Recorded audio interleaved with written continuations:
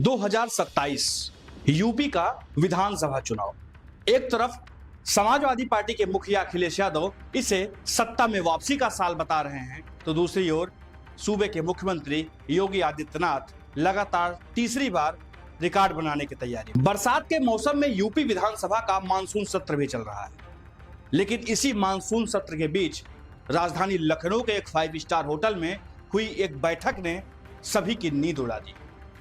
और तो और अखिलेश यादव और योगी आदित्यनाथ द्वारा बनाए जा रहे सियासी समीकरण को तो जरूर बिगाड़ दिया है। राजधानी लखनऊ के 5 स्टार होटल में हुआ एक जमावड़ा नए सियासी आयाम गढ़ गया। यूपी के 49 ठाकुर विधायकों में से 40 ठाकुर विधायक एक साथ एक जगह एक छत के नीचे इकट्ठा हुए और नए सियासी समीकरण बनाए गए। हालांकि कुछ लोगों का यह भी कहना है कि ये एक औपचारिक बैठक थी, लेकिन इस बैठक में सारे ठाकुर विधायकों का एक साथ होना जरूर किसी न किसी नए राजनीतिक खिचड़ी की ओर इशारा कर रहा है, जो अभी पकाई जा रही है। बैठक में सत्ता पक्ष के तो ठाकुर नेता पहुंचे ही थे, विपक्ष के भी ठाकुर नेता थे।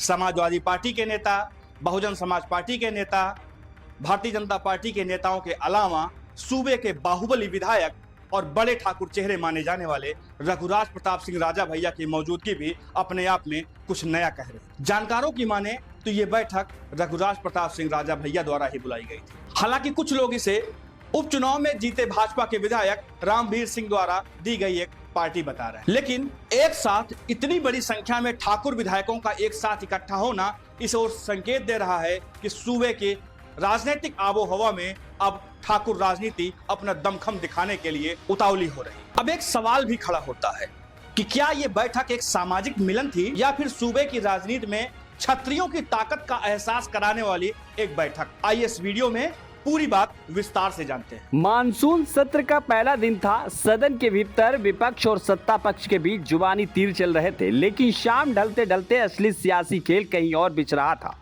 इस बैठक का चेहरा थे मुरादाबाद के कुंदरकी से भाजपा विधायक ठाकुर रामवीर सिंह और एमएलसी जयपाल सिंह व्यास। लेकिन सूत्रों की माने तो पर्दे के पीछे स्क्रिप्ट लिख रहे थे सपा के बागी विधायक राकेश प्रताप सिंह और अभय सिंह। यानी मंच पर भाजपा का चेहरा, लेकिन बैक स्टेज पर विपक्ष के बागियों का दिमाग। यह तस्वीर अपने आप में एक संदेश थी कि ठाकुर राजनीति जाति एकजुटता के जरिए अब पार्टी सीमाओं को तोड़कर नए समीकरण बनाने पर उतारू है। बैठक में राजा भैया, पूर्व मंत्री जयप्रताप सिंह, कुंवर ब्रजेश सिंह, एमएलसी शैलेंद्र प्रताप सिंह, बसपा के उमाशंकर सिंह, भाजपा के अभिजीत सांगा समेत कई दिग्गज मौजूद रहे। होटल के गेट पर कुटुंब परिवार का बड़ा पोस्टर, सभी मेहमानों को भगवान श्री राम की मूर्ति, महाराणा प्रताप की तस्वीर और पीतल का बड़ा त्रिशूल भेंट की गई। ये सब सिर्फ सजावट नहीं थी, बल्कि एक मजबूत सांस्कृतिक और राजनीतिक संदेश थे। जब सत्ता और विपक्ष दोनों खेमों के ठाकुर नेता एक साथ बैठकर ऐसा प्रतीकवाद दिखाते हैं, तो यह महज जलपान नहीं बल्कि शक्ति प्रदर्शन बन जाता है। आयोजकों का कहना था कि यह बस रामवीर सिंह की जीत का जश्न या उनकी पोती का जन्मदिन था, लेकिन राजनीति में वक्त और जगह का चयन ही कहानी का असली किरदार होता है। एक ओर विधानसभा का मानसून सत्र चल रहा है, तो दूसरी ओर सूबे में दो चर्चाएं काफी हवा में। पहला, भारतीय जनता पार्टी का प्रदेश अध्यक्ष कौन होगा, और दूसरा, मंत्रिमंडल के विस्तार में अब नए चेहरे कौन से होंगे। ऐसे में राजधानी के 5 सितारा होटल में एक साथ इतनी बड़ी संख्या में ठाकुर विधायकों और एमएलसी का जुटना इस बात की ओर इशारा करता है कि जरूर अब ठाकुर विधायक अपनी ताकत का एहसास कराने के लिए आगे आ रहे हैं। ठाकुर नेताओं की ये जुटान लखनऊ से लेकर दिल्ली तक एक संदेश भेजने की ओर भी इशारा कर रही है कि आज भी उत्तर प्रदेश की राजनीति में ठाकुर नेताओं का योगदान क्या है। उनको नजरअंदाज करना सियासी समीकरण बिगाड़ने जैसा। 2024 के लोकसभा चुनाव में राजा भैया और धनंजय सिंह को नजरअंदाज करके भाजपा इसका अंजाम भुगत चुकी है। भाजपा के लिए यह बैठक इसलिए भी अहम है क्योंकि बीते कुछ सालों में पार्टी का फोकस ओबीसी और दलित वोट बैंक पर ज्यादा रहा है। ठाकुर नेताओं के बीच ये धारणा बनी कि सत्ता में उनकी पकड़ ढीली हो रही है। 2024 में लोकसभा चुनाव में टिकट बंटवारे से जो नाराजगी पश्चिमी यूपी में शुरू हुई थी, अब वह पूरे प्रदेश में संदेश बन चुकी है। गाजियाबाद में जनरल वीके सिंह का टिकट काटना, पूर्व मुख्य सचिव मनोज सिंह को सेवा विस्तार न मिलना, ये घटनाएं ठाकुर नेताओं के बीच असंतोष और गहरा कर गई। लखनऊ की बैठक उसी नाराजगी का संगठित रूप थी।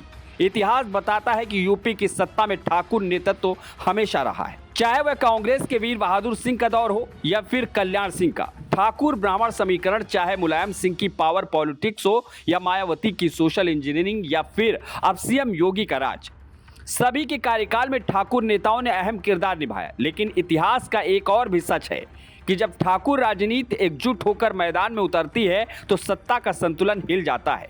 ऐसे में अगर ठाकुर लॉबी संगठित होकर 2027 में चुनाव में एक दिशा में वोट करती है तो अखिलेश यादव के लिए यह विपक्षी एकजुटता का हथियार बन सकता है और योगी आदित्यनाथ के लिए अपने ही घर में संतुलन साधने की चुनौती।